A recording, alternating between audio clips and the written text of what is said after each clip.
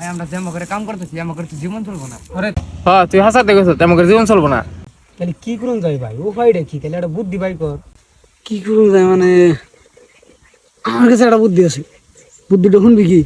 ও ভাই কষে দি, তোর কাছে কি বুদ্ধি আছে? হ্যাঁ ভাই ক ক।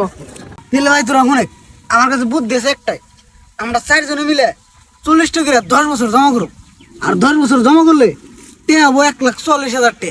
আর সেইটে আমরা 4 জনে ভাগ করবো। আর ভাগে করবো 36,000 করে। এই 36,000 টে দিয়ে আমরা ব্যক্তিতে চানার গাড়ি কিনো।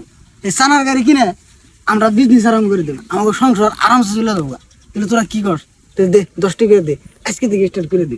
কোকো দে 10 টাকা দে। হাটটা না, একটা টেয়ার দুঃখে বিড়ি খেলাম না। আমার কাছে কে নাই, আমার দেয়ার না।